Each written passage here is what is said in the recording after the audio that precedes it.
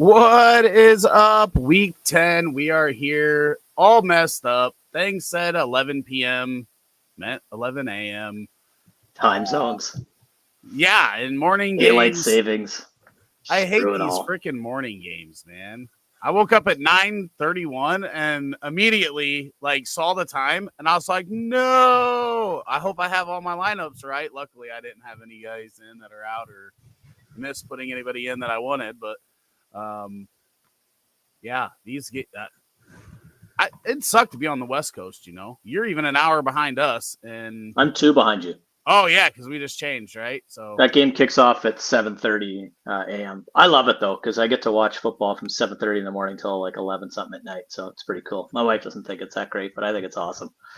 Well, it was cooler when it was Dolphins versus Chiefs than Colts versus Patriots, if we're being honest. Even that game was kind of disappointing. It started off okay, and then it went slowed down. The second half was a little bit meh. But I don't think this game can slow down in the second half. Is your O-line like this all year? Yeah, they're pathetic. The whole team is awful. Mac Jones is, I don't watch a whole lot of you guys, so horrible. He's horrible under pressure. He tucks it and panics. So it's god awful. It's like watching paint dry. I have no fun watching these games, but I have to. It's hard. It's hard to watch. I can imagine being a fan; it would be even more difficult. But I think that's the only half of Patriots football I've watched this year. To be honest, have they been on a primetime game yet? I would have watched them then. They had a Sunday night or a Monday night game. I think they already had a Sunday night game. I think, maybe, I don't know. Poor fans if they did have to watch that. Well, that Thursday nighter wasn't exactly a barn burner either. So this Thursday night football should be freaking taken out of the league. But I agree. Makes too much money though. That's the problem. Facebook user said, "Hi, Facebook user. Laugh out loud. Am I commenting from Facebook? Who are you? No.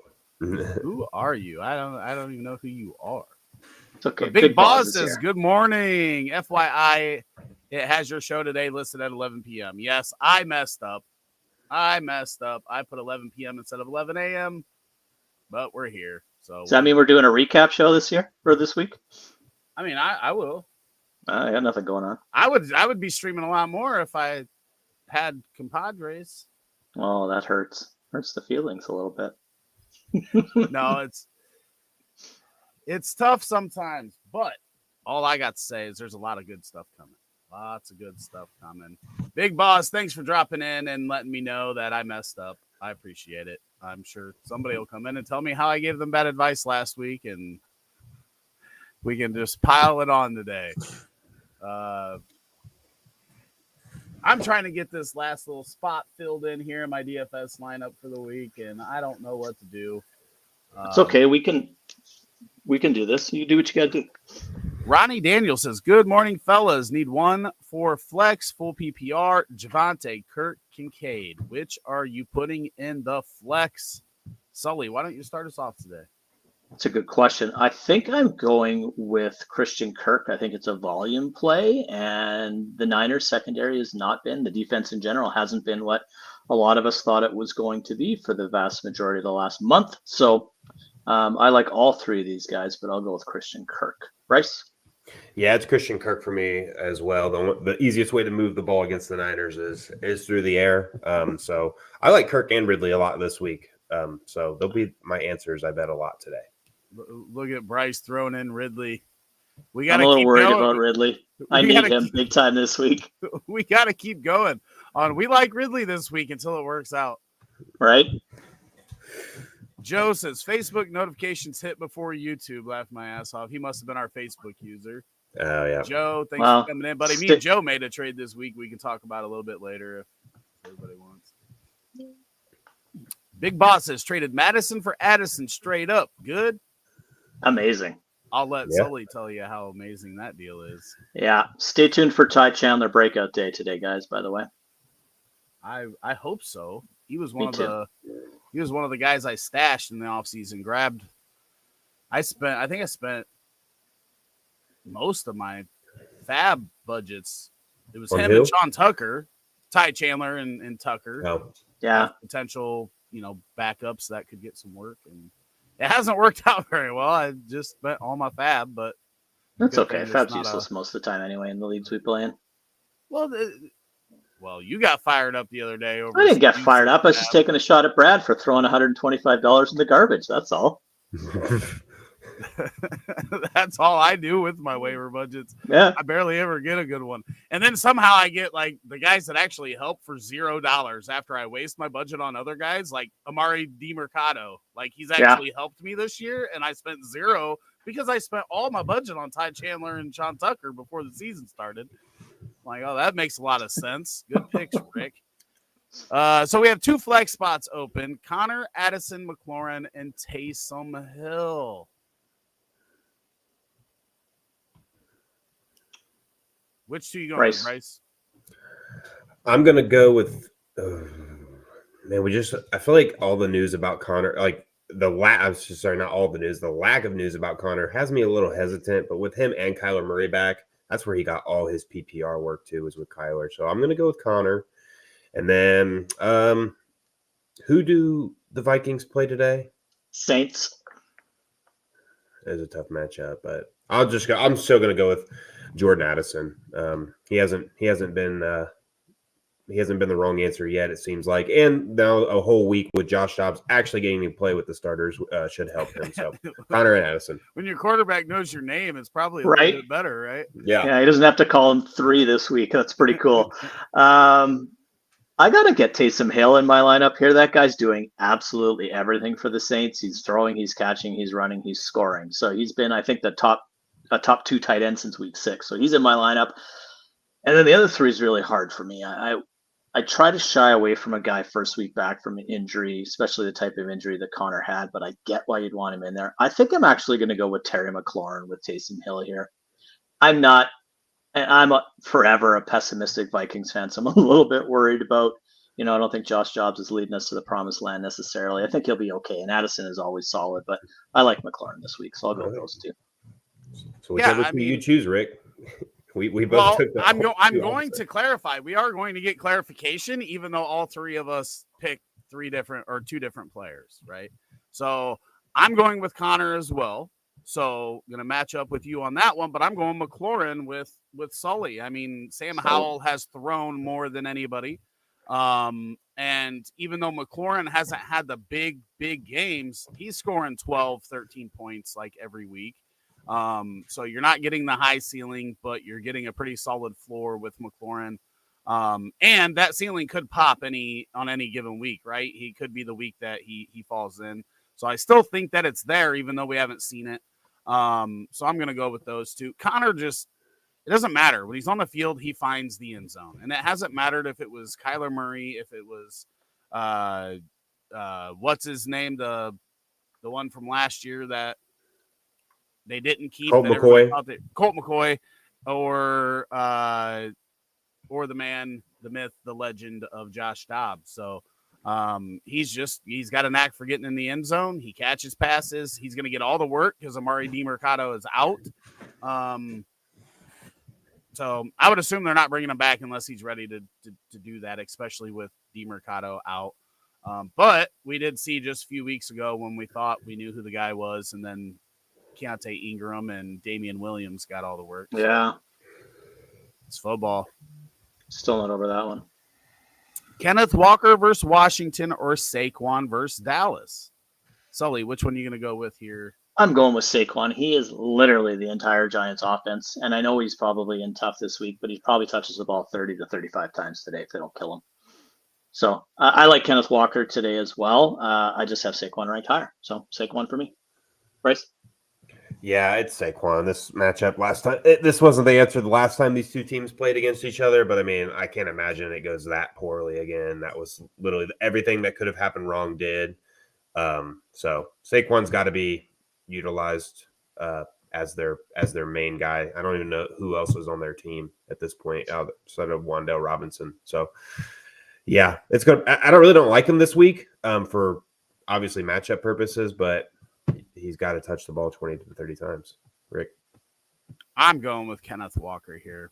Saquon just had 42 touches a couple weeks ago and scored like Jets.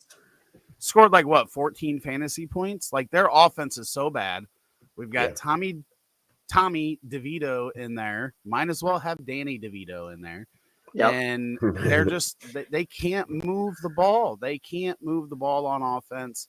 And I'm much more worried now with DeVito in there than if it was Tyrod or For sure. Daniel Jones. So I'm going to go with the offense that I think can bounce back. I think Geno can bounce back. I think Washington's defense is obviously a lot weaker than it was just 2 weeks ago, especially in the run game. Charbonnet doesn't scare you at all. I think Charbonnet does scare me. I think he's been out snapping Walker the last couple of weeks. I don't know if he's been out touching him, though.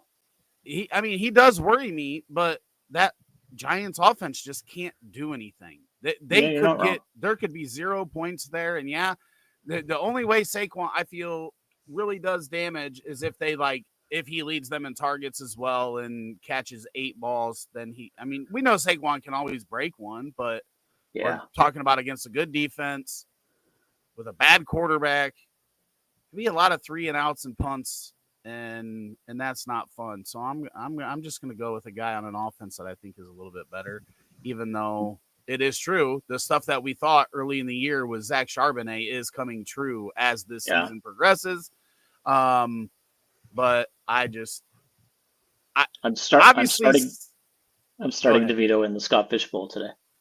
That's how bad it is there. It's a rough life. And that's the other thing. Like when we were talking about that in the chat the other day, it's like quarterback's such a mess right now. Like, oh my God, it's so bad. If you accidentally hit on one of these guys, we didn't think a lot of these guys were going to be any good, but if you accidentally hit on one and oh geez, it's just so bad.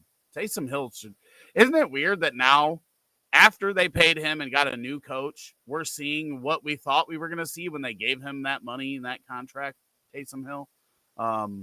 They're using him a lot more creatively than they ever have. And we're seeing what we thought we could see. I really dislike him. Such a fantasy effer-upper. That is true. With what you said about Hill, would you start him as tight end 1 over Andrews? Not a chance. Nope. Let's not get that cute. And Matt Clayton comes in and says, no, you start Andrews. Correct. In a half PPR, are you playing Flowers or London? Also have Chase, so might end up having to play both if he can't go. So what time is the Cincinnati? I think Chase is expected to play. Yeah, I think he's going to go. I think he's going to go. I need to check my wide receiver rankings for the answer to Flowers or London. I think I have London higher this week. Yeah, Flowers has a tough matchup against the Browns defense, who literally does everything well. It's London for me as well. I think this could be a nice day for Taylor Heineke, Kyle Pitts, and I think that the Falcons offense has the opportunity to look pretty good today. But Bryce, you have some more faith in Mr. Arthur Smith than I do. But I do think that Taylor Heineke is an upgrade at quarterback, at least as a thrower. Obviously, as a volume play for sure. Yeah. Oh, I definitely agree with that. But yeah, he was straight up crap last week. I'm more confident that London and Pitts have a good day over Bijan in compared. Really? What because they've done I think season. Jonnu is a bigger threat to Pitts than Algier is to Bijan. Arthur Smith likes to be the smartest guy in the room, right? Like, so he had Jonnu in Tennessee, so he brings him to Atlanta, and after New England somehow couldn't give him the football and says, look, see what I have. Arthur Smith does the opposite of everybody. It's Movember, and he shaved his mustache off this month. So go figure that guy out. He's an idiot. And it is what it is. But that said, I have Drake London at wide receiver 27 and Zay Flowers at wide receiver 33 this week. So it's London for me. I'm on board with it. I think Arthur, I think I get the frustration about Arthur Smith when it comes to fantasy, but I don't think he's that bad of an actual NFL coach. I think if they had a quarterback, they would be winning more games, and they've played pretty well.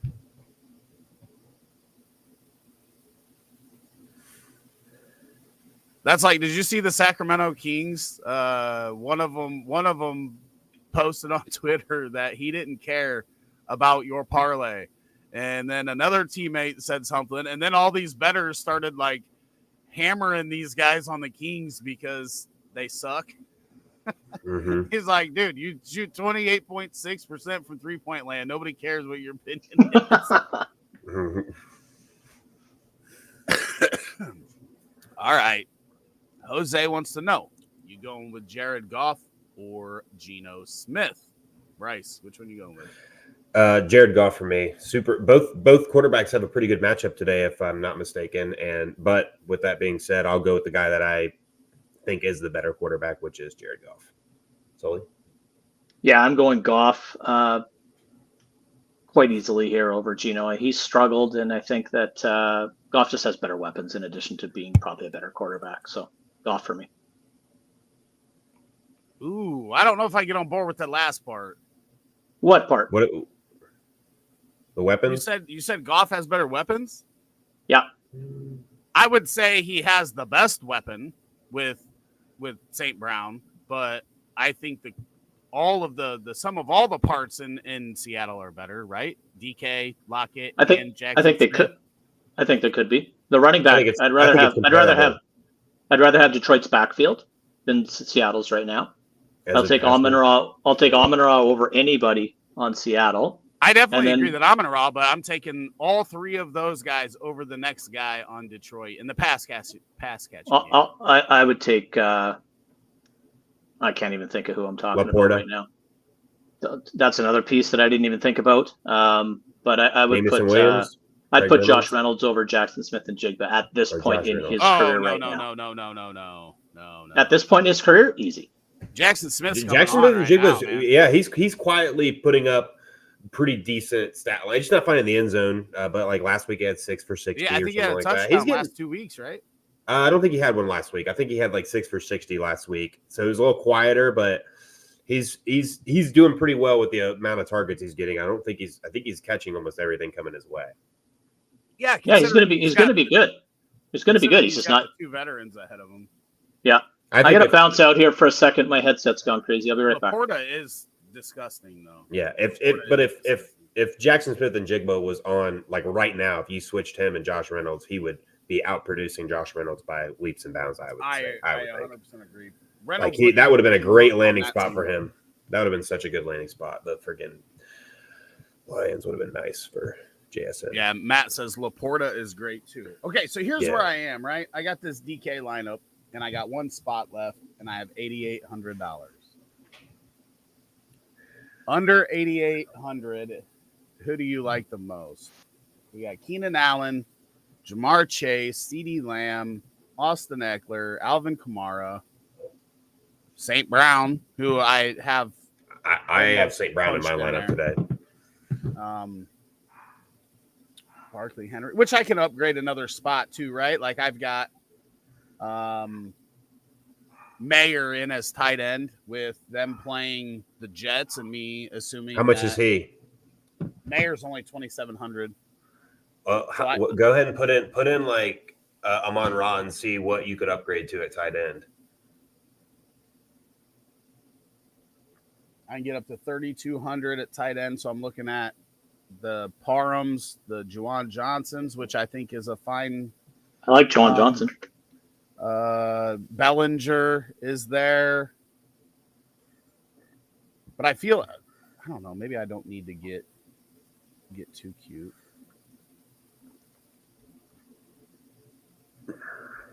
What defense you rocking? Oh, I always pay down. I got Cardinals in there at home against Atlanta. I got the Jags in my lineup this week.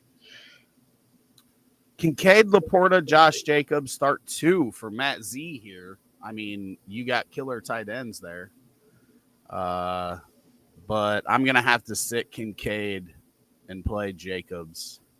Yep. Jacobs and Laporta and Jacobs for me. I think I'm the same, although that tight end decision is tough.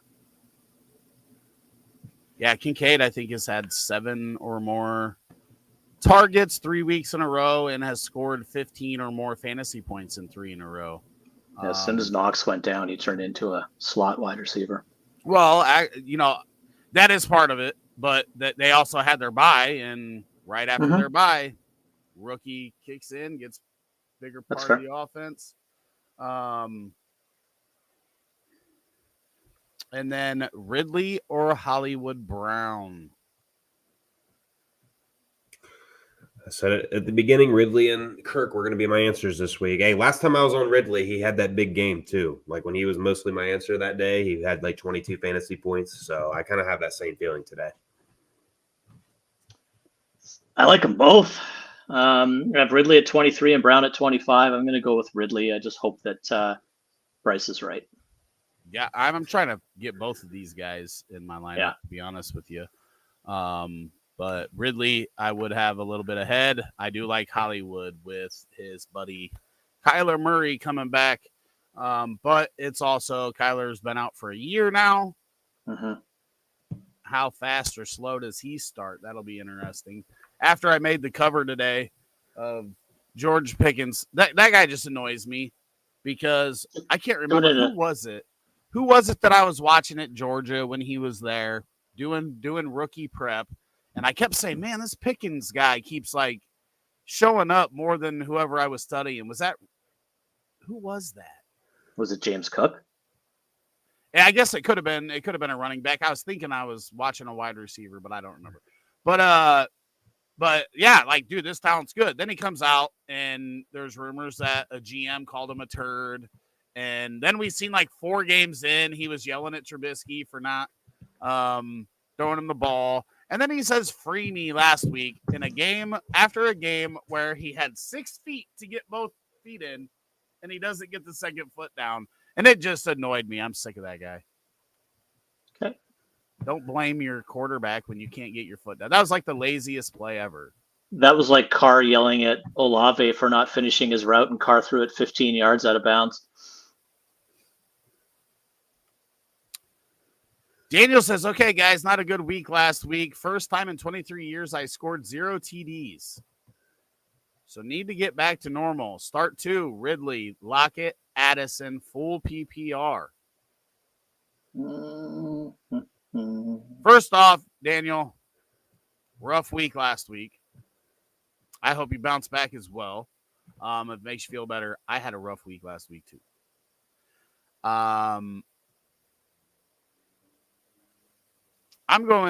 think I'm going Ridley and Lockett here. I love Addison, but with Josh Dobbs, I don't know what that's going to look like. So I'm going purely off of quarterback and going with Ridley and Lockett myself. Sully, you were shaking your head. Do you agree with that? No, I'm going to go Lockett and Addison. I can't argue any reason why I shouldn't agree with you, but it's just a gut feel. I'm going Ridley and Lockett. I feel like Josh Dobbs inside the red zone is more likely to run a touchdown in than he is to throw it. I think a big variable here is if KJ Osborne gets cleared or not. If he doesn't, then you're looking at Tristan Jackson, Braden Powell, and Jordan Addison in 3 wide receiver sets. Hawkinson and Addison could both see about 20 targets today. That is true. I don't know where who the hell is that corner for the Saints that we're supposed to wear? Lattimore. Where's he going to go? Lattimore. Like, I don't know where he goes because Addison's going to run all over the place, right? He will shadow. He will, hey? So he'll probably be stuck on Addison. So maybe I am Ridley and Lockett here, but I'm a homer, so I'm going to go with Addison. Yeah, I think Lattimore's super underrated too. Thanks for the $5 there, Daniel. Appreciate that. Yes, absolutely. And we hope you get the bounce back this Score week. Some TDs, brother. Joe Lindsay says London, Ayuk, Deontay, Olave, and DK. He needs us to pick 3. This is PPR. Ayuk and Deontay are easy for me, and then it gets a little bit more muddied. I would remove London from here because I know I'm starting Olave over him. I just had to figure, am I going Olave or DK?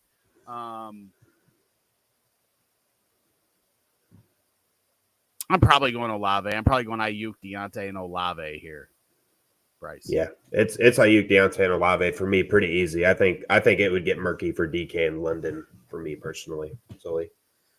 Yeah, I'm just looking at my rankings. I have both Ayuk and Deontay inside my top 12, and then it does same kind of question is where are we going to go after that? And I have Olave at 13, just outside of it, so pretty easy for me. Lattimore. Thank you, Daniel. Thank you. every you. week. Yeah, I cannot decide what I want to do here. Just listen to Bryce. What about I can't That's what I tell do. him my line. I can't tell him my lineup because we're in this DK league together. Just share the wealth. Win together. Hold hands. It's all good. No, I ain't splitting.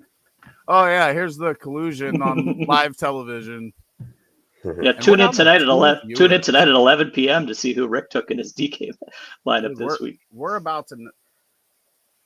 These Sunday games ruin our streams. Yeah, they definitely Yeah. do. What's going on in that game, Bryce? Paint is drying. It's about as that's about how fun it is to watch. I'd like Kylan Granson to score a touchdown. Is that too much to ask? No, I want another photo shoot. Oh yeah, that was. I want so another funny. Kylan Granson photo shoot. Right? Ramondre just had a nice run. Should I message Mike? Yeah. See, When I turned it on, runs. when I turned it on, Zeke was running all over the place, and I was like, "What the hell's going on?" They're right now looking good. And then like Zeke had like 3 carries for like 12 yards. Then Ramondre comes in, runs like an 8-yard carry. He just ran probably 2 10-yard carries right there. Zeke just looks so bad in number 15 with that stupid shield. Like, I can't stand it. Like, That's college Zeke. I hate it. I hate everything about it. He wore 15 in college. I don't know if he wore. Did he at Ohio State? Yeah, he wore 15 at Ohio State. I don't know if he wore. He was pretty good there. Visor though. No, they don't wear. They're not allowed to wear dark visors in college. I hate that visor. You can't wear dark visors in high school either. Not at least I guess you know what, that is probably state dependent.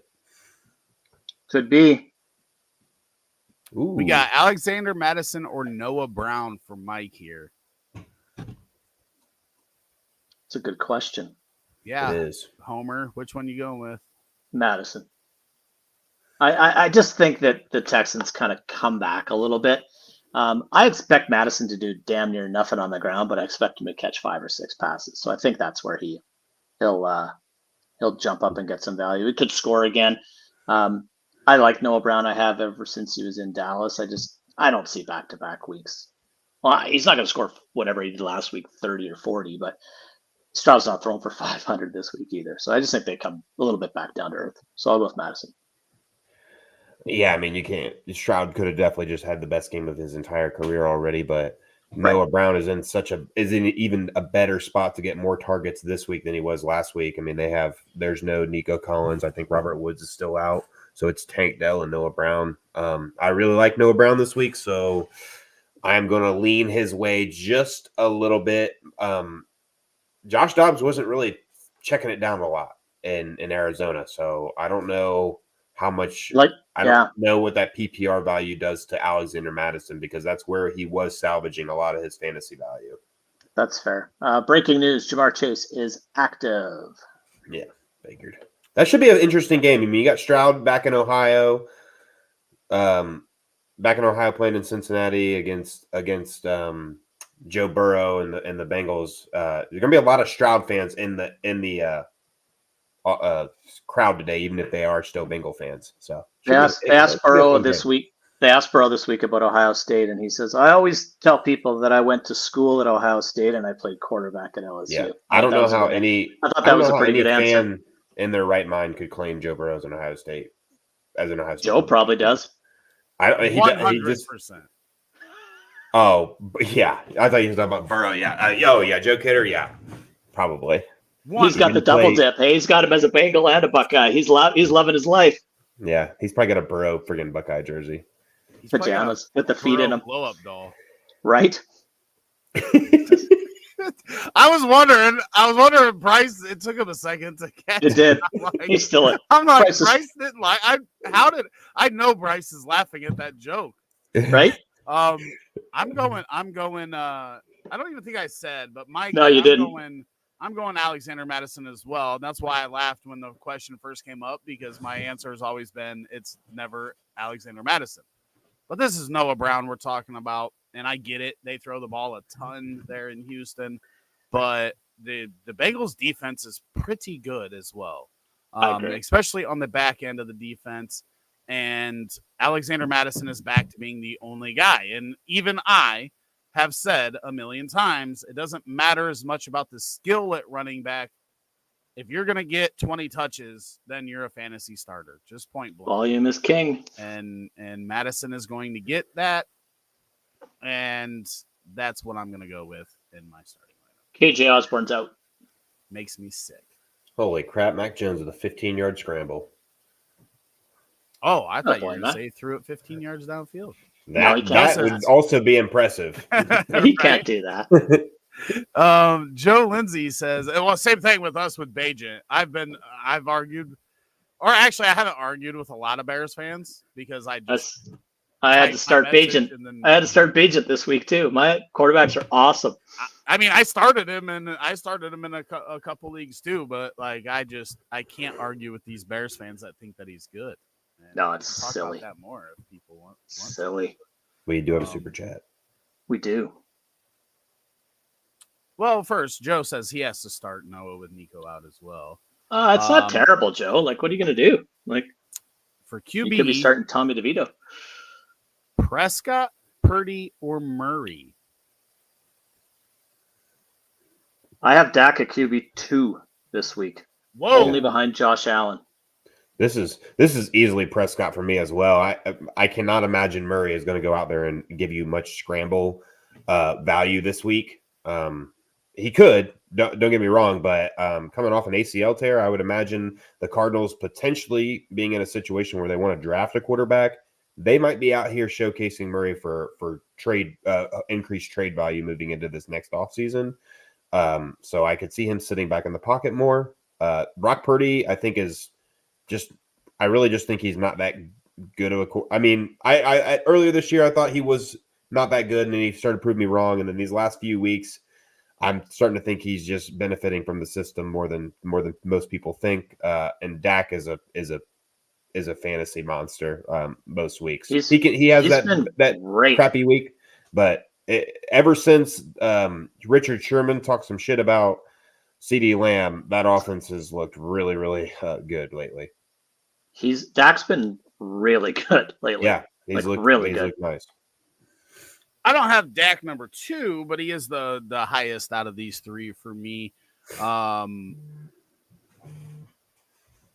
don't 100% disagree with the Purdy stuff, but we're still talking about a guy that averages 18.7 points per game, and we've seen some big name quarterbacks, Dak Prescott being one of them, struggle for 2-3 games at a time this year, right? So sure. So I definitely think he could bounce back. I think this is a week that he could bounce back. It's funny because I literally, Bryce, we were talking about all that stuff, and we were talking about Houston and Cincy, and then I changed my stack from Stroud Bengals stack to I have Purdy in right now. Would you guys start Kyler or Purdy if that was your choice? I would go with Purdy over Kyler. Yeah, I'd go Kyler. I mean, like I look at it like that. Purdy's fantasy. This is a fantasy question, so Purdy has more value. I think 100%. Purdy has more value as a fantasy quarterback than he does as a real NFL quarterback. Like he's top. I think he's number 13 in fantasy for points. I don't think he's a top 13 quarterback in the league. I think that's a fair assessment. I am interested to see what he looks like coming off a bye. Right, like he's got one of the best offensive minds calling his plays, and they had a full 2 weeks to prepare, and Purdy's been kind of poopy the last couple of weeks, and the Niners in general haven't been that great. So I can see people going with Purdy here, but I think the Giants are the gift that keeps on giving right now. I also think Kyler Murray is an incredibly underrated passer of the football. I think we always look at him as a guy who runs the ball, and that's what gives him his fantasy value. He's a damn good thrower of the football, and I think he's actually in a better offense now than he was under Kingsbury. So we'll see what happens. Like you said, this offense has been better without Murray, without Connor, than it was for large stretches during the Kingsbury helm of that offense. And without Nuke, right? Like there's really nobody in that offense, and it's been pretty darn good. Yeah, I agree. I am Prescott. I have Murray ahead, but I probably would start Purdy. Like the more I think about it, just because Kyler, we're talking about, Purdy having a bye week and having 3 rough week stretch here, but Murray hasn't played in over a year. And I probably have him ranked too high for his first week back. But I also am a Murray lover. I think that this is a guy that could be really damn good in the right situation. And I'm kind of hoping, and it sucks because it's not going to be with the Rams like I would hope, because they're probably not going to let him go to an in-division team. But that's like, I would love to see him with Minnesota. Me too. No, The Patriots. I would no. We're going to be in the sweepstakes for him. Just wait. No. What are you guys going to trade for him? When are you guys going to get somebody that can run an Maybe off? a first. I don't know. It looks all right now. Maybe Josh McDaniels will come back. Hey, last time he was our OC, our offense was good. That dude needs to just take a break and sit down somewhere and just shut up and take a break. He's fine if he just stays an offensive coordinator. He's a good OC. Don't go for dude. Yeah. Yeah. Jesse says 1 wide receiver, 1 flex. Godwin, Lockett, Cooks. So Brandon Cooks. So Godwin and Lockett pretty easily, right? Yep, Godwin and Lockett. Yes, absolutely. Unless that's James Cook, that would be the only way that this gets closer. Yeah. I agree. Jonnu Smith or Cade Otton, full PPR. It's Cade Otton for me. He's heavily involved. Baker loves him right now. So he's their only tight end versus a split tight end, which is a weird thing to say, but it is. If Jonnu doesn't take that thing 60 yards to the house running 20-something miles an hour, which was quite impressive, by the way, he had a pretty mediocre to nothing day yesterday, and he's probably falling further behind Kyle Pitts. But he's involved, but I'll go Cade Otton here rather easily for me. What did you say, Bryce? I said Cade Otton as well. Ooh, I don't know about this one. And my stuff's frozen, so I can't look up what I wanted to look up. But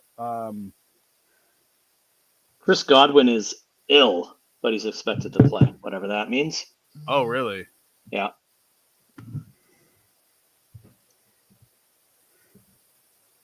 Man, I honestly don't know who I want out of these two. And my screen's froze. My DK lineup's not in. I can't get anything to load. What? All coming together. He's borrowed my hamster. Get her going. Got a 7.6 barn burner over in Germany, everybody. Well, cool. At least my Firefox is working, so we can continue with this stream. But I'm gonna go Jonnu here. It's probably wrong, but I have these guys really close, and I don't think you're that far off. It could be easily either one of them. The Dazed Fool says full PPR: Jerome Ford, Gus, or James Cook. Ford's in tough this week. So is Gus. They're both in tough. Gus, so I need to eat it for last week, right? As I was telling you guys that don't start Gus. That's crazy. And he scored 2 more times. He scored 5 times in the last 2 games. But then when I looked at it and I looked at the amount of work that he had, I don't think I was overly wrong. So, but he scored twice, so I was wrong. So I don't even know how I have this ranked. I just want James Cook to be better than he is. So does Brian. Like, I just do. I don't care as much anymore. I got rid of him in the Grand Prix, so I got rid of him. He's just like, I'm rooting for this guy. I think he's good because I do think he is good. I think he's good, and I think if he got more like of a feature in the wrong offense role, in the wrong offense. Yeah. They're just like doing some weird committee approach. And I think that he could be one of those guys that if he gets a rhythm going, he could be nice because he's just like, he looks explosive. He can run in between the tackles better than I think his size gives him credit for. Like, because he's a smaller back. So it's like, oh, we're in the goal line. We don't give him to the smaller back. But I think he could be still efficient in that category, similar to like Austin Eckler in the red zone.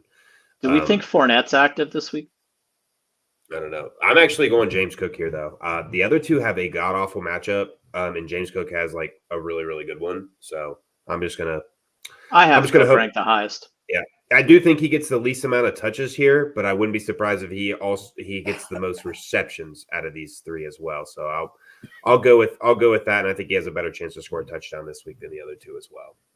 See, I will disagree with that big time because Gus, that's the value for him, right? And I think Gus and James Cook both benefit from a efficiency standpoint because of who's at quarterback for their team. I will forever argue that with a rushing quarterback, your running backs are going to be way more efficient than without. And we've seen that play out many times. I am going to go James Cook here. But I don't think he's got the best shot to score a touchdown. I think that's still Gus Edwards. I think Gus Edwards every week, because of the way that offense works, has that 2 touchdown upside. He touched the ball 5 times last week. Gus? Yeah. Yeah, but we know he's getting we know he's getting that work, and we know the Ravens are going to put the ball in score. You think Keaton Mitchell gets more part of that offense?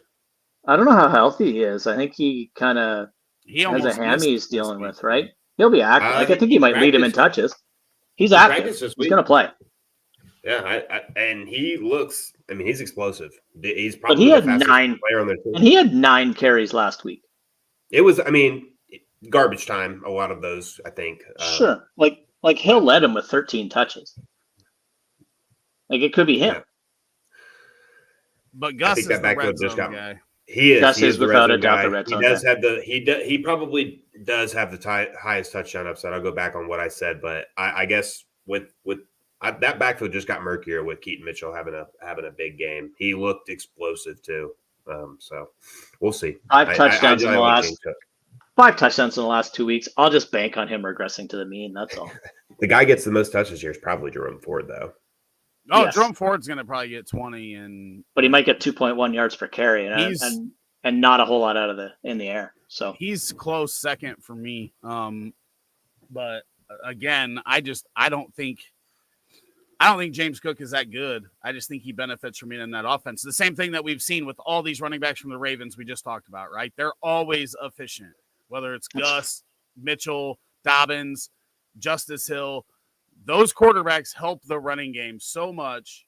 And it's funny. I think Cook will be better somewhere else. I think he's in the wrong offense. I think he'd be better if he got some more. I think he's one of those people that would actually trade him to the Bengals or something, and I think he'd make Joe Mixon look like crap. So, but whatever. Hard cap on that one. No, thank you. That's okay. Good morning, guys. It's fine. Start 2. Olave, Debo, Tank Dell. Which one's you going with there, Sully? I'm sitting Debo, and that seems a little weird, but that's what I'm doing. It's easy for me. I'm sitting Debo as well. Dude is the most boomer bust player. Welcome to the Boomer Bust Show. Yeah, and he is more bust than boom. Dell is fun. But I think people are underestimating how good Cincinnati's defense is playing right now. Oh, man. Olave's in there for sure. Yeah. Vikes defense has been a lot better, but Olave is still a must start. I have problems with Debo and Dell here, deciding between the two, though. I'll probably lean Tank Dell, but I'm very cautious this week against Cincinnati. I'm Dell ranked 15th this week. Daniel says, okay, guys, KJ Osborne is out, so Addison and Lockett. There you go. Fire it up, brother. Good luck. Skull. Ayuk or Gibbs for my flex and a full PPR. This is for Jose. Bryce, which one are you putting in flex? David Montgomery is back. I do think Gibbs will be more involved than he was before David Montgomery's second injury on the season, but still, if they're getting inside the 5 to 10 yard line, I think it's Montgomery all damn day. So give me Brandon Ayuk rather easily here. I have Ayuk at 16th overall and Gibbs at 28th overall, so it's Ayuk for me as well. Wheels up on him. Look for him to have a big day today. Ayuk. I agree. You guys said everything we need to say. Murray to San Fran. Now that's a fantasy dream. That'd be insane. With all due respect, that's gross. There's one big issue here, and that's I don't think they'd have the money to bring in Murray with the way they've built this team. Yeah, I don't Without know. losing a lot. Yeah, paying Debo probably was their biggest mistake, cap wise. I just think he's easily replaceable. I think he's the third best guy on their offense now. Third, fourth, maybe. No argument here. See, I disagree. I don't think they're using him the way because of that whole contract situation when they were. This guy should be getting more runs. You can't give him the ball because he gets hurt all the time. Like the best availability is or best attributes availability. I mean, well, yeah, but it doesn't matter. Like if he's gonna miss time, then you best get the best out of him while you've got him on the field, right? And not using him because he's gonna get hurt is counterproductive to using him until he gets hurt. In my opinion, like you get nothing out of him if you don't utilize him correctly the way that they did when they got all of it. You're paying him whether he's hurt or not right now, right? Right. So give him the football. That said, as soon as Christian McCaffrey arrived in San Francisco, Debo became rather expendable because he just stopped getting that rushing volume. So I do agree, though, they should give it to him more. There's things he can do with his size and speed that McCaffrey can't, and they need to give him some more work. But that said, they're just not. And it allows you to kind of take some of that off of CMC. Right. To keep him fresher for when you need him in the playoffs. Yeah, McCaffrey, scored in 18 straight games or something like that. But if you look at his last month or 2 or 6 weeks, he's running for about 45 to 50 yards a week. Like he's not doing a whole lot. He's catching the ball and he's scoring touchdowns, which is great for us fantasy folk, but we'll see. The fact that we're here is frustrating. But Brian needs to know. You playing Devontae Adams or Deontay Johnson in a full PPR? And I think it's got to be Deontay Johnson right now until the Raiders offense shows us that they can throw the ball to Adams. It's disgusting. Adams is literally probably the best receiver not named Justin Jefferson in the NFL. Close to top 4 at the worst. A lot of the NFL players say Devontae Adams is the best receiver in the NFL. But literally the last 6 weeks have been just dog poo. It's been booty juice, sauce. Well, there's a lot of bad going against Devontae Adams, and Sauce Gardner is probably the biggest reason why this is Deontay Johnson. But the answer is always Devontae Adams until it isn't, and right now it isn't. It's Deontay Johnson for me. Yeah, it's rough. Bryce? Yeah, Deontay Johnson for me as well. I really, last year, I was huge on Deontay Johnson last year, and it was horrible how that panned out for me. But this year, it's kind of nice to see him because I think he is one of the best. I think he's one of the better route runners in the NFL. He's super twitchy, so it's good to see him kind of get that going, and now he's going to get a ton of targets because George Pickens just put himself in the doghouse. So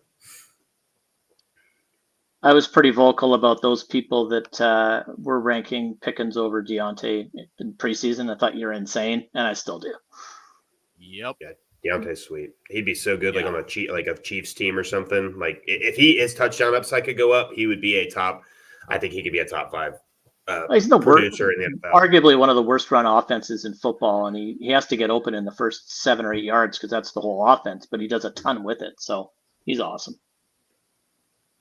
Jesse wants to know, Barkley, Henry, James Cook, PPR league, he needs 2. I'm sitting James Cook. Yeah, so easily. Yep. Henry hasn't been that great, and he's still running back 8. It's crazy. B Ruckus is happy mother trucking Sunday. In a full PPR, need a flex. I'm thinking Najee, but here are the options: JSN, B Robin, Sharps. Thoughts? Thanks. Keep on keeping on, fellas. So I'm thinking Najee for the flex, but he also has JSN, Brian Robinson, and Zach Charbonnet. It's going to be Najee for me as well.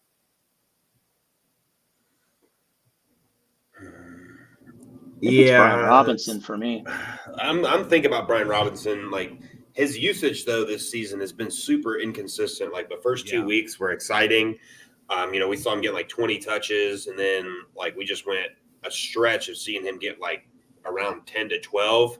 And then, of course, last week he gets like 19 touches, like starts to look like it could be like that again. But I think I'm going to need to see it another week before I start making him my answer again. Najee's got a pretty soft matchup this week as well. So I will lean Najee. And it's going to be JSN's going to be the answer. Probably. I'm waiting for him to always be the answer. It probably won't be till next year, though. I was going to say you'd be waiting a while. Yeah, probably next year. I don't think it's going to be that long. I think he's already pushing out the other guy. I think he's the best wide receiver on Seattle. It's just I do too. Experience. Who would you start in the flex? Addison, Cooper, or Gibbs? Week in and week out, y'all never disappoint. Thank you for all you do. DM Fresh, we appreciate you. Thank you for coming back week after week and putting up with our shit. I would like to say Cooper, but that's a really nasty matchup for everything offense today. Both defenses are elite. Probably still is Cooper. I'm going to pull the homer card and go Addison again. I think Addison has the clearest path to touching the football out of these three guys today, so that's why I'm going with Jordan Addison. I think Monty just slides back into his normal gig, and Gibbs is a complimentary piece, and Cooper's in a really tough matchup. So I'll go with Addison. Yeah, Addison doesn't have an easy matchup today either. He's going to get the volume, though. I'm going to go with Amari Cooper. I think he's the best player out of these guys right now in his career still. So can't argue that's what I'll go with. It's between Cooper and Gibbs for me because I don't think Monty comes back and takes all the work back. I think they're going to be closer to a 50-50. I think Gibbs just showed too much. And again, this is a guy you took, 12th overall? Is that where they got him? Yeah. So I would expect them to get more work. But I am going to go Cooper here. 1 cup. Cheers. Scampers. Good morning, guys. Mr. Scampers, how you doing? I hope you're having a great Sunday morning. A cool cat. Brady says, Gibbs or Monte? First question of the day. I have Gibbs ranked higher, but I have Gibbs. Me too. I'm going Montgomery. I'll put every time on it. Sure. Every time I not selected Montgomery, he goes off for 2 touchdowns. So I agree that Monty's good, but you're not going to get me to say he's not better than Gibbs, but the usage is he gets it in the red zone. Great, Monty Gibbs. Did you want in on Gibbs, Sully? So I'll take Gibbs here. Sorry, just dealing with a little work thing on the side here in the midst of this. But yeah, I have Gibbs ranked higher. I think it's close, but Gibbs. No. We're doing a $5 bet. Sorry, I was distracted. What's the bet? Gibbs and Monty. Monty versus Gibbs? Gibbs, please. Okay. Who am I betting against? It's me and you have Gibbs. He has Monty. Okay. Johnson or JSN? How much money do I owe, Bryce? Do you know? Not a lot. No. Pretty even this year. I probably owe the most. Deontay Johnson. If that's Deontay Johnson or JSN, it's Deontay Johnson for now. Deontay Johnson. Absolutely. Jesse says 1 wide receiver, 1 flex. Godwin, Lockett, James Cook. Did we already do this one? We did, right? Mario Douglas hit the over on catches. Let's go. Oh, nice. We did do this one. I took Godwin and Lockett. Yeah. Yes. Yep. Godwin and Lockett for me as well. Oh, he did put Cooks earlier, remember? Oh, okay. You said it would make it closer. Okay. Yeah. And it did, but I'm still with the 2 receivers. Same. Another super chat. Yeah, we can make Taylor wait. He only super chats every Sunday. Okay. We appreciate you, Taylor, big time. Even though you haven't lowered my cell phone bill yet. JJ is still out, and Higgins is out now. Need fillers. Jonnu, Rashid. he's going to be one of my answers. He's doing it basically week in and week out. He's super talented. Reed Hudson, tight end from Cincy.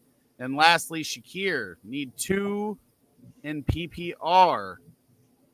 I'm going Rashid and Shakir right now, I think. Same, pretty easily for me. Man, I actually might go Rashid and John here. Shakir's been crazy involved in that offense since they stopped running 2 tight end sets. You know what? That's true. With Knox going down, so you've changed my mind. Shakir and Rashid for me. And if this is against me, Taylor, I'll stab you the next time I see you. Cool. I should not say that. YouTube is going to think I'm serious. It's a joke. It's a joke. It's a joke. I've never stabbed him before. Sweet Caroline or Country Roads? Half PPR. Mr. Scampers needs to know. I'm a Sweet Caroline guy myself. The answer is always Neil Diamond. The answer is always Neil Diamond. I don't care what if it's half, full, 45, 8-track. It don't matter. My daughter, Caroline Premium. Caroline. So I got it. That's an easy one for me. Did you hear him sing it in the game? It was pretty cool. They were singing it in the middle of a play. And actually the play call was Gardner Minshew back to pass amongst the Sweet Caroline. That was a pretty good play call. Yeah, it was cool. Yeah, it was a shitty pass, but it was a good play call. Good stuff. Here you go in a full PPR. Taysom Hill or Evan Ingram? Ingram for me, and I know I have him ranked higher, and I know I said all those nice things about Taysom Hill, but Ingram's the only tight end this season to finish as a top 12 tight end in all of his starts. I'll keep the train rolling with Ingram this week. He's another guy that has just been steady, 10 to 12 points, like every week. Hasn't had the big blow-up game yet, but the potential's always there. It's just hard not to go with Taysom Hill right now with everything that he's doing and how involved he is in that offense. I'm going to go Taysom Hill for a little bit more of a ceiling play. If you need the floor and you just need to protect a lead or whatever, then I 100% agree, Ingram. But I'm going to go with Taysom Hill here, and it kind of makes me throw up in my mouth. I feel good about it, and I'm definitely going Taysom Hill here. That dude scored he's kind of getting utilized as a touchdown vulture from everybody. From everybody. Literally everybody. He's throwing them, so he's taking them away from Derek Carr. He's catching them, so he's taking them away from all the weapons. He is the ultimate vulture. He is. He literally takes everything from everyone. He is the Scrooge. But I got him in a league, so I am happy with it. So Scamper said they sang both of them today. So cool. Oh, I didn't see the other one. But we've been on here, so maybe we might have done it. It's tough for me to watch while we're doing these. I wish they would stop these Sunday morning games. We were having 60 plus people in here. Well, it goes slower the longer the season goes on. People. Well, yeah, but literally. This is the second week in a row with the Sunday morning game. The week right before that, we had 60-some people watching. True. Asking questions, and then they do these freaking Sunday games and ruin all of our fun. George Kittle or Dalton Schultz? I'm going with Dalton Schultz this week. Ever since I picked Dalton Schultz and Sully said why, right? He has gone nuts the rest of the season. What are you, dumb? And then he just goes crazy. I think Nico being out benefits Schultz more than anyone in this offense. So yeah, and even though the Cincinnati defense has been good, it's been mostly against wide receivers. Against tight ends, they've been a little bit. They're rougher. Their linebackers aren't really good coverage guys. They're definitely some really good run stuffers. So Dalton Schultz could have himself a nice day today. And I don't care what anybody says about whether they like Mr. Deebo Samuel or not. When Deebo, Ayuk, and Kittle are all on the field, Kittle gets torched with fantasy value. It is not the same. It's Schultz for me. One wide receiver, one flex. Judy, Dotson, Flowers, Brian Robinson, and a PPR. One wide receiver, one flex. I'm going Judy and Dotson here.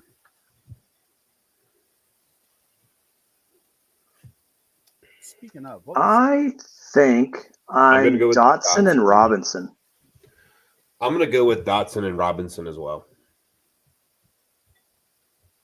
I have no desire in having Jerry Jeudy in my lineups. Dotson's finally getting utilized correctly 2 weeks in a row. Is Curtis Samuel back this week, though? I think he is. So that could be a little interesting. He's got a bit of a toe injury, so we'll see.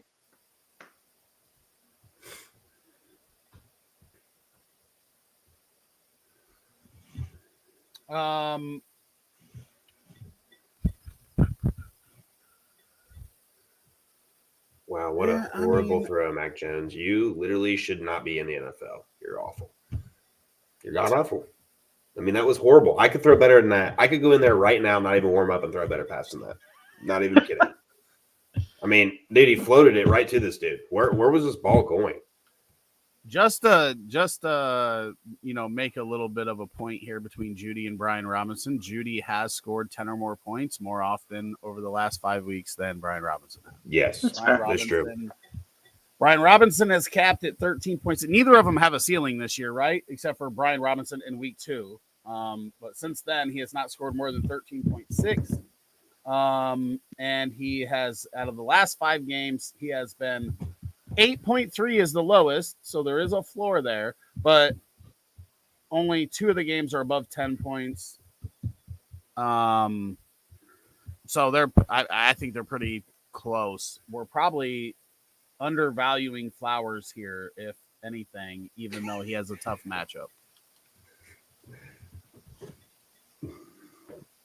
I hope Jonathan Taylor rips off a 90-yard touchdown run. Except for Flowers, after going over 10, 5 out of 6 games, or actually 1, 2, 3, 4, 5, 6 out of his first 7 games has been under 7 points for the last 2 weeks. So fun times, Jesse. Mr. Chambers says, they sang both of them. We talked about that. Mikey B says, hey, guys, would you start Sam Laporta or Taysom Hill? And would you flex Gabe Davis or Drake London? Half PPR. Thanks, guys. I would start Sam Laporta, and then I would flex Taysom Hill.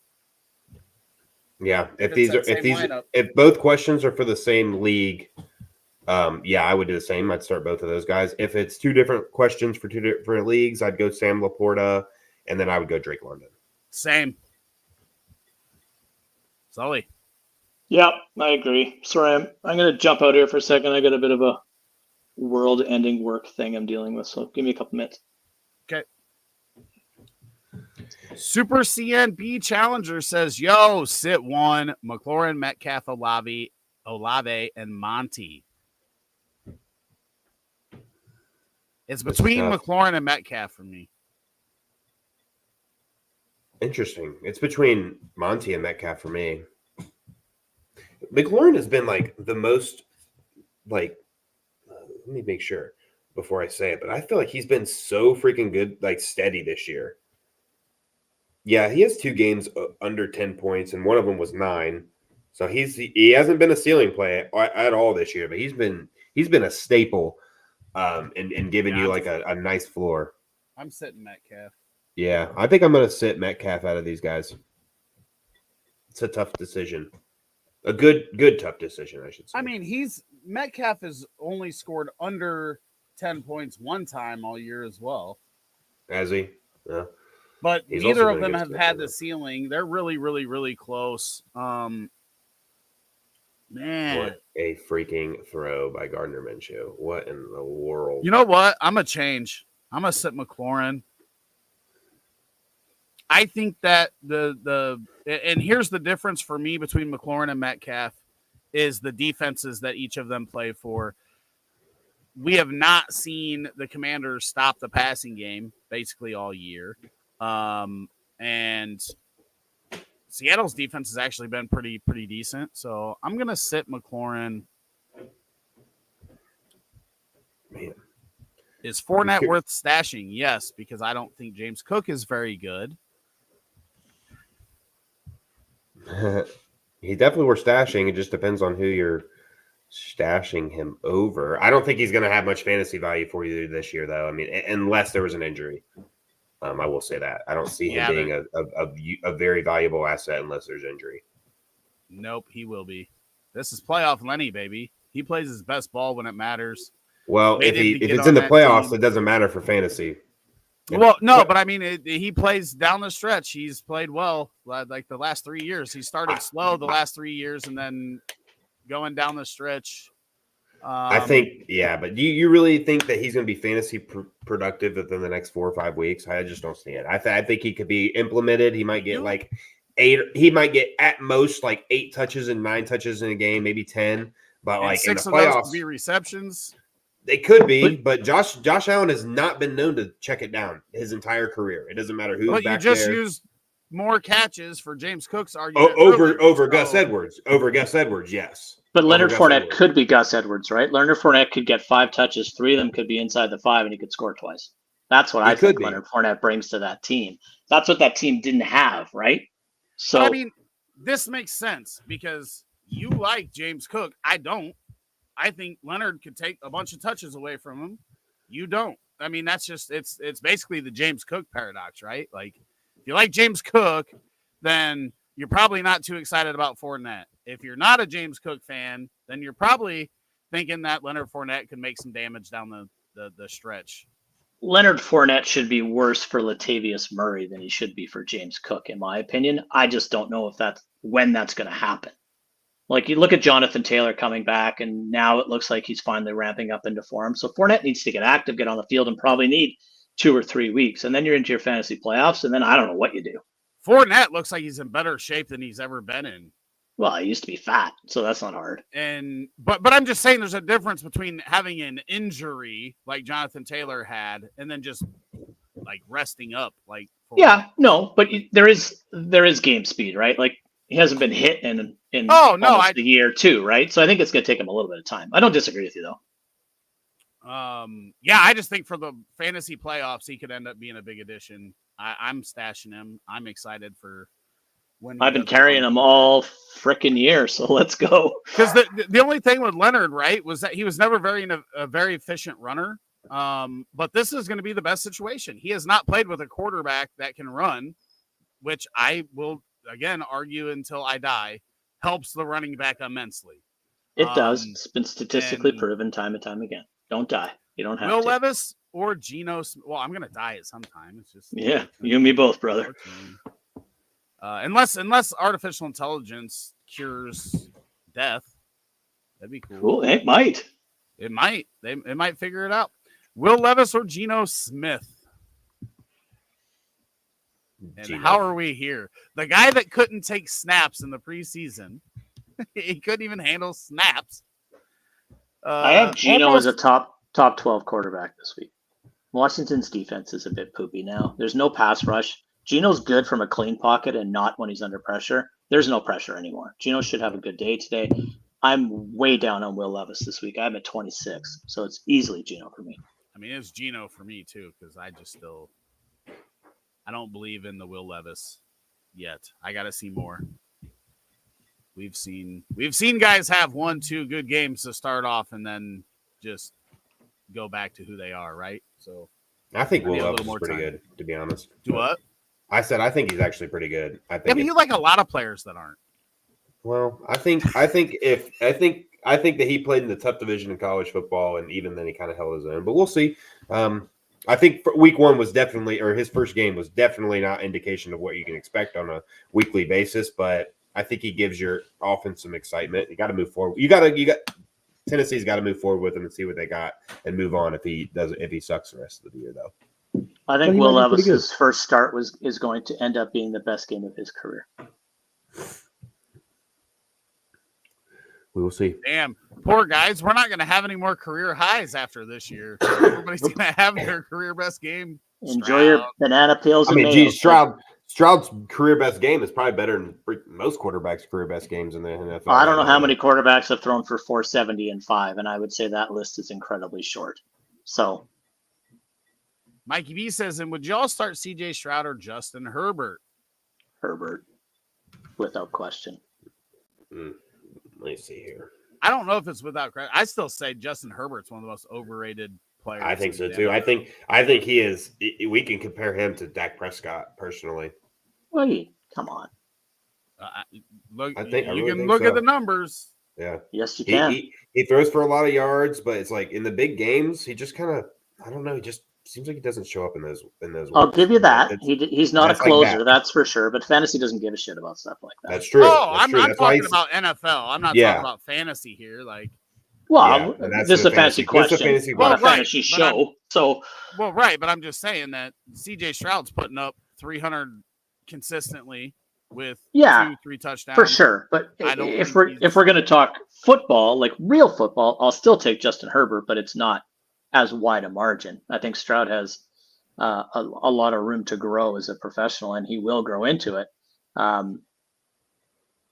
I think Justin Herbert's a better fantasy play, and I think he's a better quarterback currently. So, I'm not disagreeing with that. I think that Justin Herbert is overvalued, both fantasy and NFL. I just don't think he's as good as people think he is. He gets that LA sunshine. I'm going to go with who has the better matchup today, and it's actually CJ Stroud against quarterback fantasy points. I'm going Herbert here, but it's Cincinnati's been playing a lot better the past 6 weeks. It's the game-winning drive right now, and they're marching out Bailey Zappi. I'm talking about I should have started him. That's how bad I am in one league. I'm talking that it's not even close, and I just looked and I have Stroud and Herbert back to back in my rankings. So I guess it is close. Not even close. Yeah. Geno Smith or Love? I'm going Smith. Geno. Geno easily. Love is not stinks. Good. Man, I feel like we have some. Love is bad. Like bad. I thought you were about to go to the wedding singer. Right? I could sing it if you want me to, but we lose all 4 people that are watching. All right, so here's where we're at with Mr. Scampers. He's got a half PPR. It says start Charby, however you want to say it. Also starting KW3, or do I start Tyjae Spears? So are you going Charby or Spears, Sully? I'm going with Charbonnet. I think that he is starting to gain some traction that we've been talking about for weeks.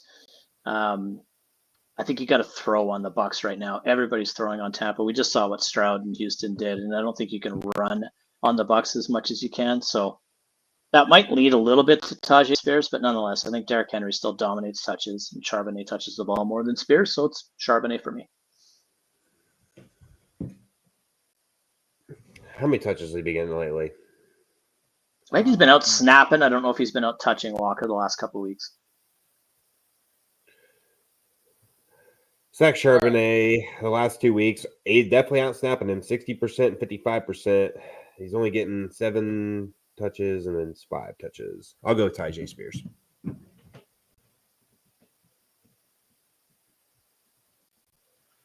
I'm going with Charby. I'll go with Charby here. Brian Alexander says Kenny Walker, DK in the rain. Devontae Adams for Sauce, just landed Adams for Ramondre, and I want to find a way to roll him out, but I'm not feeling it. So I don't know if he's asking, like, which one. Does he play Kenny? Does DK he? or I guess, Adams? yeah. Are you substituting Adams for DK? If that's the question, I am. I'm putting in Adams over DK Metcalf. Not me. I would start both Walker and DK over Devontae Adams this week. I think that's where I'm at as well. It pains me, but I don't know why. I don't know why you wouldn't. Obviously, Sauce is tough, but if we had a quarterback throwing to Adams would be no question for me. The fact of the matter is we don't have a quarterback throwing to Devontae Adams against a tough defense with Sauce. So I'm going to go again with I think Geno bounces back. They have a game against the defense that I'm not scared of anymore. And I'll go with Kenny Walker and DK as well. You're not the only one. It just depends on the matchup for me. I'm sure I will have Devontae. I have Devontae in a couple spots where I'm sure I have him starting, but I don't have options like Kenneth Walker and DK Metcalf to decide from. So Scampers is better than me is what I'm saying. I'm not going to give up on a top wide receiver in the league. I think sitting Devontae Adams in a matchup with a suspect quarterback and a new coaching staff and who knows who is an offensive coordinator, against a defense like the Jets is far from giving up on him. I just don't think he's a wise play this week if you can avoid it. And again, this could be a situation where the new staff, everybody comes together and says, we're throwing the ball to Devontae 15 times. Doesn't matter what happens. Yeah, we're not going anywhere this year. We've got a rookie quarterback, and we just need to give our fans something to be excited about. We need to get Adams happy. That could happen, and it could just be unfortunate for, all of us that do sit him in spots. So I don't think it's definitely not a zero-sum chance that he just goes bonkers today. Even Zappy just got picked off, Bryce. Is it Malik Cunningham now? Who's next? I don't know. I mean, this is ridiculous. I don't know why they even cut Malik Cunningham. And this is why we don't want a quarterback going to the Patriots. Ever. I'm telling you, if Josh McDaniels came back, I would be okay. Like, Mac Jones looked his best his rookie year with Josh McDaniels as that. I've just watched Brian Hoyer, Jimmy Garoppolo. You're not wrong. I just watched Jimmy Garoppolo, Brian Hoyer, and Farva all look completely atrocious with Josh McDaniels this year. So, it worked when he had Tom Brady. I think of it worked with Mac Jones' rookie year. Mac Jones was looking like potentially the best rookie quarterback in that draft class after year one. I always remember Brady going to the sidelines and absolutely losing his shit on Josh McDaniels at least 4 or 5 times a season. And I thought, man, Brady's an asshole. And now I'm thinking, Brady was probably right. Yeah, Josh McDaniels is a weirdo. Yeah, I don't have as much faith in him as most people do. I agree with you guys that Justin Herbert is the better QB at the moment, but the Texans don't have anyone. I don't think he is. Having to pass I would, if I was to start an organization, I would choose Stroud over Justin Herbert. I would take Stroud over Herbert as well. Yeah, even right now, I think Stroud has already shown that he can be the better quarterback, like a career quarterback than Justin Herbert. I'd be happy with either one, so I can't. It's true. Fight yeah, on either side. So I think Justin Herbert's. At this point in time, I still think he's a bit better, so I would take him. But I don't have a strong enough argument. If Stroud had Keenan Allen right now? You could argue that Stroud has better wide receivers right now than Herbert. Mike Williams is out. Palmer's out. He's got Keenan Allen. We've seen Herbert with having. He's got Guyton, QJ, and Keenan Allen. Well, yeah, at this moment, but we've seen him with Keenan Allen, with Mike Williams healthy. They brought in a first rounder, and he's thrown for and look at his stats. He's thrown for 5,000 yards and multiple touchdowns, and he's done stuff that very few have. Stats lie, film don't. If you watch him, he doesn't look as good as the stats, in my opinion. Yeah. I'll give you that he looks better than his stats. I'll give you that Herbert tends to fold when the lights are the brightest. I'll give you that. That's the most important for a real NFL quarterback. I don't disagree with any of that, but I still think we haven't seen C.J. Stroud in that situation yet. Other than against Georgia, he did have his best college game in that situation. It was by far. So maybe I'm there. It's close, but I'm still Herbert. Again, I'm not saying that Herbert is bad. I'm just saying that he is not the top end, superstar quarterback that the league has tried to make him. I just don't think he's that good. True. I'm not sure the league has very many of those anymore. And I agree that right now his weapons are down, but he's played with weapons his entire career, right? He's had Austin Eckler, Allen, Mike Thomas. He's had the weapons his entire career, where C.J. Stroud is working with, mid-round draft picks and late-round draft picks at wide receiver and running back, right? Because Pierce. Yep. Pierce looks poopy. Something's wrong with him. I really appreciate all of you taking time to do this. Hey, thanks for being here, man. That's why we're here. Bigger and better. I can't wait. Kirk, Ayuk, Adams, or Deontay. Pick 2. Ayuk and Deontay for me. Same. Yeah, I'd rank Adams. I'd rank Adams fourth here. I might too. I said That's Kirk would be my answer a lot today, but it's not here. Ayuk and Deontay for me as well. Yeah, I like Ayuk so much. I like Deontay Johnson a lot. Like, so do I. got him in so many leagues. Hey, how has Pittman done? Because I have him in my. I don't think. I just need not. There was nobody today that did. Pittman didn't do much. Here, let me tell you. Yeah, didn't do much. I mean, I don't need a 20-point game. If he scored 10, I think he had. He did well. He might have got 8 for 84. He probably was the highest fantasy producer today. Let's go. Let's go. I got better than the 1 for 5 that I got out of Kylan Granson. I got him for free in the FYF. Man, 5 targets is pretty good. Or 1 catch for 5 yards. I think all of us are one target in here, right? Yes. I like both. Yeah, even a banged up Hawkinson over Schultz. Although I like Schultz today too. I think they're both. If you could figure out a way to get them both in, I know I have a lot of lineups so they could both play. Scamper said, "Thanks as always, guys. Good luck today. Cap. Thank you for coming by. We appreciate you stopping by, for sure." And he said, "We all lost that game. True story. God. We've all lost 2 games in a row, right? Thursday was about just as boring." Watching Tyson Bagent and I'm glad I went to bed after the first quarter. I should have. Yeah.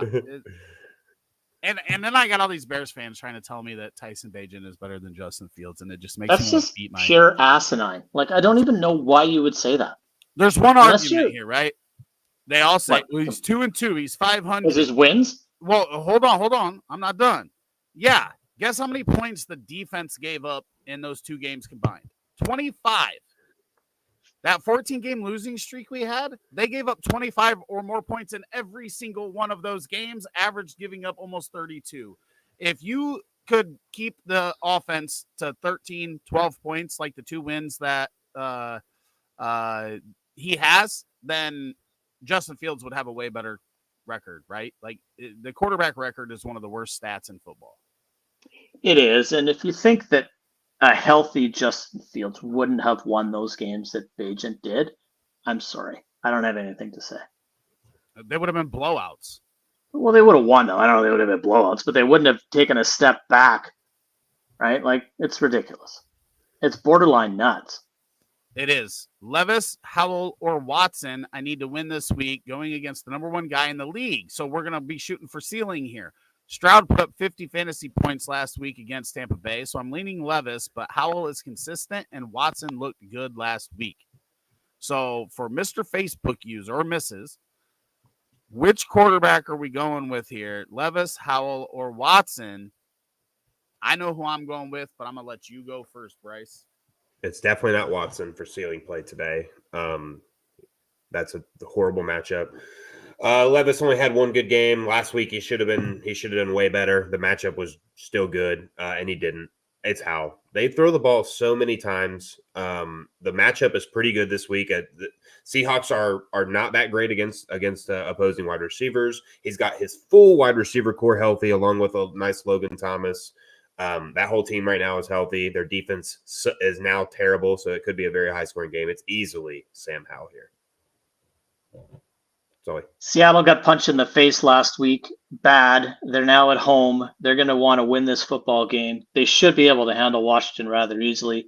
So Howell's going to have to throw his usual 45 to 50 passes and should easily be the highest scorer of these 3 quarterbacks. And if it isn't working with his arm, he's still got his legs. And that's something that these 2 guys won't have either. So I think it's Sam Howell pretty easily. I'm ranked 9th this week, and the other 2 are nowhere close. Watson at 18, Levis at 26. Yeah, it's easily Howell for me for all the reasons you guys said. That's who I was going with. Isaiah says Derrick Henry or Monty. Sully. King for me. King Henry. Yeah, it's Derrick Henry for me as well. But how you're not starting both of these guys is right for you. Yet again, everybody's team's better than mine. Jose says Lawrence or Purdy. I got T-Law. T-Law for me. I still got to figure out this DK lineup. It hasn't been in yet because it froze and erased everything that I had. Should I accept this trade, Zay Flowers and Gus Edwards for Javonte Williams and Jackson Smith and Jigba? I don't know which side you're getting, but I would prefer the Javonte Williams, Jackson Smith, and Jigba side. When are the Ravens on bye? Have the Ravens had their bye week? Big bye week next week. 1 second here.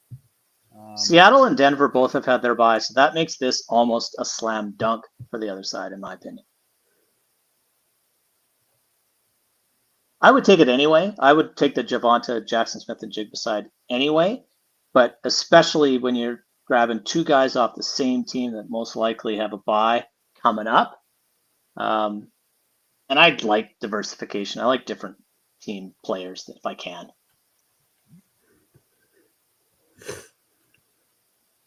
Oh, look.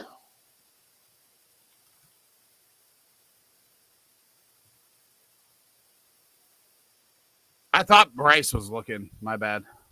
I was good. in my DK lineup. I was. Hold on. Freaking this my sleeper app literally just crashed while I'm on here. There we go. Gus. I spell his name right, probably. They are on bye in week 13. There you go. That's easy then. You get an Chris extra week out Watson of both this guy.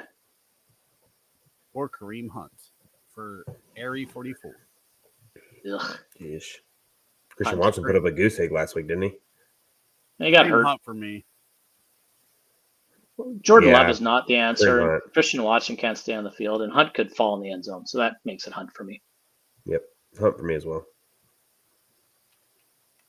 And I can't decide what I want to do in my lineup. did you go Algier over Mixon this week? No, I'm going No way. No. Even if it's half PPR, doesn't matter. I forbid that, Mikey. Chat, tell me one player to put in my DraftKings lineup. If I can afford them, I'll put them in.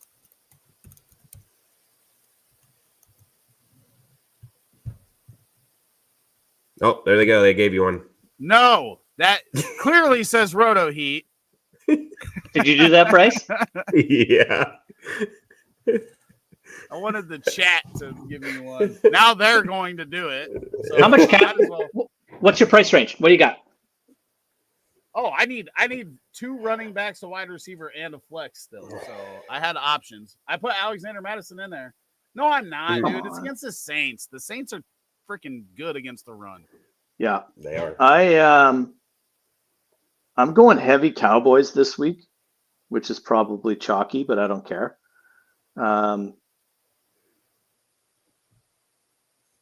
What do I got? Where's my lineup?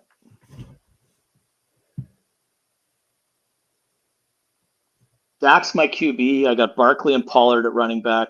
Boyd, Lamb, and JSN as my receivers. Ferguson's my tight end. Your all-time favorite, QJ, is in my flex, and the Jags are my D.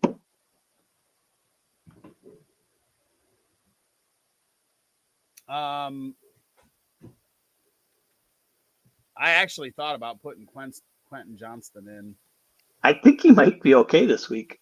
Well, the other thing they did the last game was, or was it the game before? Let me see here. The game before, when he had 6 targets and 5 receptions, they brought him closer to the line, right? And let him get stuff after the catch. That is where he's undoubtedly good, right? Totally. That's where he's undoubtedly good. Morning, guys. Morning, Seth. I mean, I know this meant Deontay, but I kind of like this name better. Dionysus? Dion Sauce. I like it. He is good. He is good. I assume Very he good. hit the button a little. That game's over, hey? 10-6. Friggin' great game. We've had a total of what? Hope you picked the unders. And hey, I hit all total of 45. Both of the games that have played this week wouldn't have hit an over of 45 and a half. together. I traded for Gardner Minshew this week because I didn't have a quarterback in the Superflex League with Nikolai and I, and Oh yeah, the super. we're gonna lose. No, breaking news: we're gonna lose this week. The Patriots defense has not been bad this year. They even with all their injuries, Considering they're on the they field, kind of held their own. For how. So, but the offense is just. I mean, that's 6 points. They should make Mac Jones find his own way home. Mac Jones 15 of 20 for 170 and a pick. Bailey Zappi 3 for 7, 25 and a pick. Add the two together, 18 of 27, 173, averaged 7.2 yards per completion with 2 picks. They got sacked 5 times. They should have to both. They should have to both find their own ways home now. I mean, Zappi only got to go in for one drive, so I'll give it. He can ride the plane. All right, we got to quit talking about the Patriots because nobody gives a shit because they scored a total of 8 fantasy points combined for the whole team. That is true. Andre says, "What's up, fellas?" Mikey B says, "Sorry for all the questions. That's what we're here for. If you ain't asking them, we are bored." Yeah, bring it on. Sorry for all the questions, but would y'all start Gabe Davis or Tank Dell half PPR? That's Tank Dell. I think we're all going to agree with that, right? Yep. Nico Collins is out, but Gabe Davis is against Denver. Gabe Davis is just too inconsistent for me. Tank Dell's going to get probably 10 to 12 targets. I'll go with Tank Dell here. I think Dalton Kincaid is Gabe Davis kryptonite. Yeah, and even with little Shakir getting involved doesn't help Gabe Davis either. That is also true. Seth says, disregard my last comment. Mistype Deontay Johnson. I like the other name better. We're calling him Deion Sauce now forever. It's all good. Chris Godwin, Amari Cooper for wide receiver 2 today. So one of these three, it's Deontay Johnson for me. Yeah, Deontay, easy for me. Cooper's got Johnson, tough matchup, and Godwin's got a tummy ache. Richard Hernandez says, standard, Deontay or Ridley. Deontay again for me. Yeah. No, I think standard. I'll go Ridley. Okay. He's only got 1 touchdown in how many games? I just don't. I'll go in a standard league. I'll go with the guy that could easily get the same amount of yards on 3 or 4 catches and has a way higher chance to find the end zone. I think. Wait, who has 1 touchdown?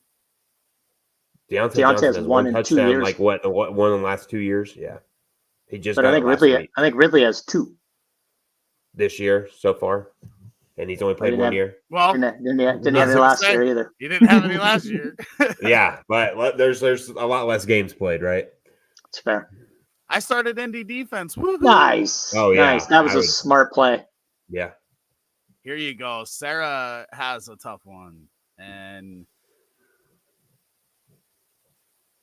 I'm going Adams. I feel like when we write him off is the week that he goes nuts. I don't know. I know it's got Sauce Gardner, but he can make even the best corners look silly sometimes. Listen. I got Dell ranked higher, and I'm sticking with it. Listen. She doesn't like what you said. This is Devontae Adams over the last 5 weeks. 7.4, 2.1, 12.7, 4.9, 8.5. You know what? Take him. Let's do 5 on it.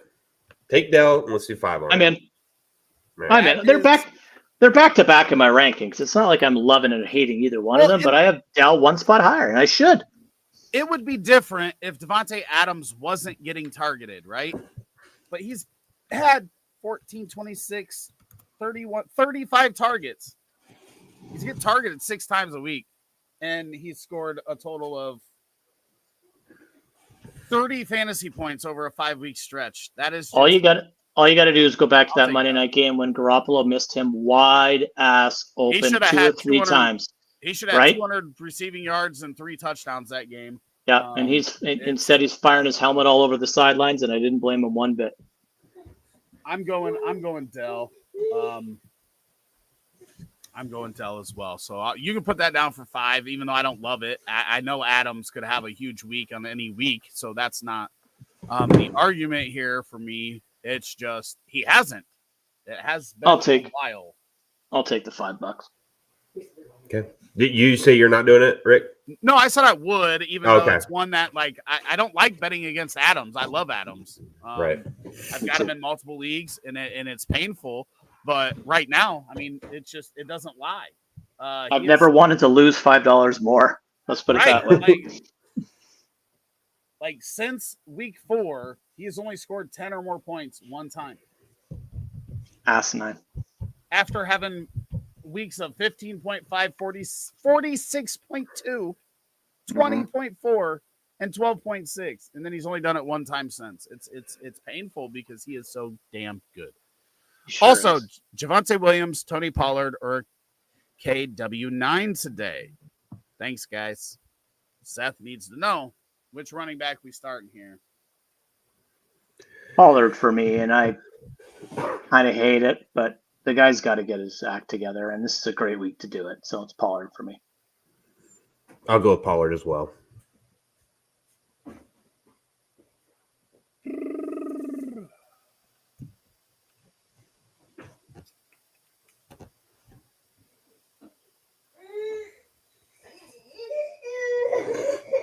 I'm going Walker here.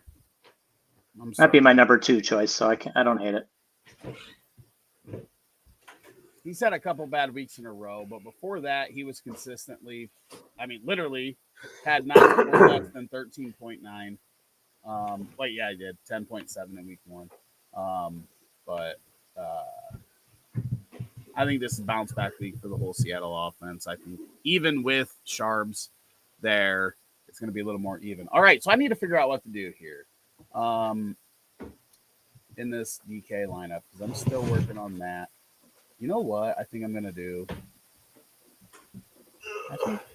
I think I'm going to go off the wall a little bit here. And my $3,000 play is going to be one Trenton Irwin from Cincinnati. I like that. I like that a lot.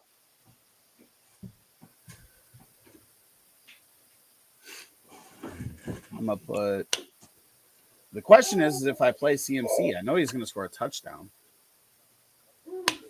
David says Pickens or McBride as my flex in full PPR.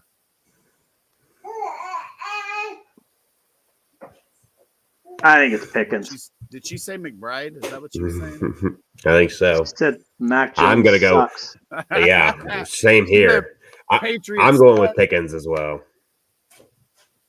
I do like McBride, and I wonder what Kyler does with him. But one of the reasons I like Hawkinson with Josh Dobbs is Dobbs targeted the hell out of the tight end position, and he did it again last week. But I'm not so sure Kyler will. I think he has eyes for Marquise, right? You're in charge, right? While I try to get this lineup done. Okay. He's always in charge. You just didn't know it. Oh. Well, so then with that being said, Sully, would you go McBride over Ferguson? I need to check the rankings. I have Ferguson in my guillotine lineup, so selfishly I'd say no, but I do have McBride at 7 and Ferguson at 10, so I guess I would. I'm going McBride. And then Erwin Shakir or Michael Thomas? Michael Thomas got in a little bit of trouble this week, but it sounds like he's no worse for wear, although he did put up a donut last week, I believe. Shakir for me. I'm putting Michael Thomas back in. Our defense is sneaky okay. We're figuring it out. If he's active, it's Michael Thomas for me. Ferguson. Ferguson's easy. I think Ferguson, there's probably only 5 guys I'd start ahead of him. Tight end wise? He's been really good the last 4 or 5 weeks that they've played. Since that offense popped off, he's popped off as well. Agree. I like them both. Who's sitting out of these 4? Wilson, Olave, Ridley. Let me go first here. Devontae. Let's start 3. I'll catch us up and then we can end it. Javonte. I'm starting all of those wide receivers. I am as well. I'm sitting Javonte Williams. Even though his usage is getting a little bit nicer. But yeah, it is. It is, but these guys I like all these guys this week. Wilson doesn't have the ceiling, but at least he's been consistently 10. I needed one more catch out of him last week, and I thought I was going to get it in garbage time, and then Wilson fell in love with Michael Carter, and I was like, what the hell? Throw one more flipping pass to Wilson. Nope. Dotson, Wandale, or Ford in half PPR. Half brings Ford more into this. The matchup pushes him further out of it for me. I will go with Dotson here. I will go with Dotson as well. Yeah, it doesn't really matter for Rick. Wandale might First win it in scenario, garbage too. time, though. What was Levis? that? What? It was Dotson, Wandale, or Ford, but it really didn't matter because Sully and I went Dotson anyway. Yeah, I would have went Dotson there. Well. Levis, Dobbs, or Geno. Also, Trent Irwin or Noah Brown. I so want this to be Dobbs. Like, nobody has any idea how much I want this to be Dobbs, but I have Geno ranked higher. I'm putting Dobbs in. His I rushing love it. upside makes me really like him for fantasy purposes. Yeah, the Saints have given up over 60 rushing yards to a quarterback in 3 straight weeks, so that might be something. Geno and Noah Brown for me. It's Noah Brown for me for the second part as well. It's Geno and Brown for me. I'm with Rick.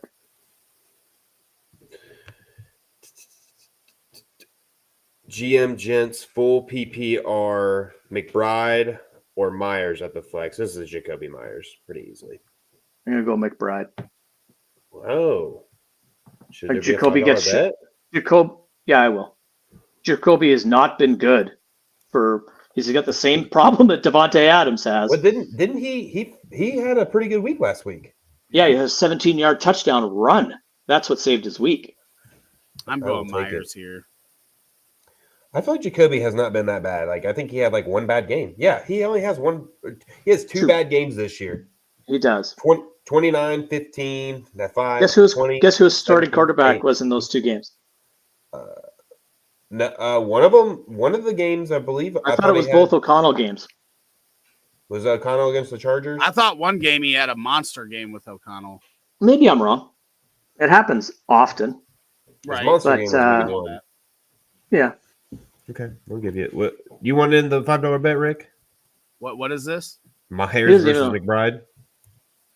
I'm not betting on on any Raider or Cardinal probably. I mean, if we're being honest, I ain't betting on that shit. And last one, and we'll end it. Kirk, Myers, or Warren at the flex, and this is going to be Christian Kirk for me, easily. Same with me. Yes. Warren would be last. I mean, I have Myers closer to Kirk than probably you do. Yes, I do too. Not big of a gap, but I think there's a gap in between each. But I have Warren and Najee on my Scott Fishbowl team, and it drives me stinking crazy because I have to start them both each week, and I hate it. But that's where I'm at. All right. Oh, last one.